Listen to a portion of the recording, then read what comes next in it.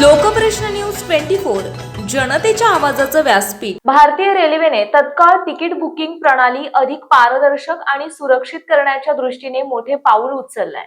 Online तत्काळ तिकिटांच्या नियमांमध्ये बदल केल्यानंतर आता आरक्षण खिडकीवरून तत्काळ तिकीट बुक करण्याच्या नियमांमध्येही महत्त्वाचा बदल करण्यात येणार आहे।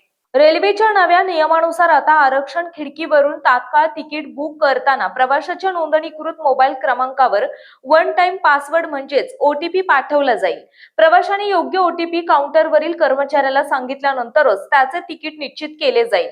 पुढील काही दिवसात हा नवीन नियम लागू होण्याची शक्यता आहे। यामुळे तात्काळ तिकिटांचा गैरवापर थांबेल आणि खरोखर गरजू असलेल्या प्रवाशांना तिकीट मिळणे अधिक सोपे होईल, असे रेल्वे मंत्रालयाच्या वरिष्ठ अधिकाऱ्यांनी स्पष्ट केले आहे।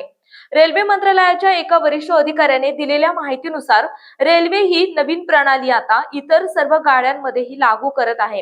रेल्वे तिकिटांची प्रक्रिया अधिक पारदर्शक, सुरक्षित आणि सोयीस्कर बनवण्याच्या दिशेने हे एक महत्त्वाचे पाऊल आहे।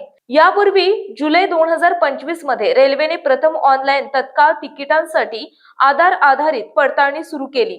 त्यानंतर ऑक्टोबर महिन्यात ऑनलाईन जनरल तिकिटांसाठी पहिल्या दिवसाच्या बुकिंगसाठी OTP प्रणाली लागू करण्यात आली। या दोन्ही प्रणाली प्रवाशांनी आपल्या चांगल्या प्रकारे स्वीकारल्या असून यामुळे बुकिंग मध्ये मोठ्या प्रमाणात पारदर्शकता वाढली आहे। आता आरक्षण काउंटरवरील तात्काळ तिकिटांसाठीही OTP प्रणाली लागू झाल्याने रेल्वे बुकिंग अधिक सुरक्षित होईल।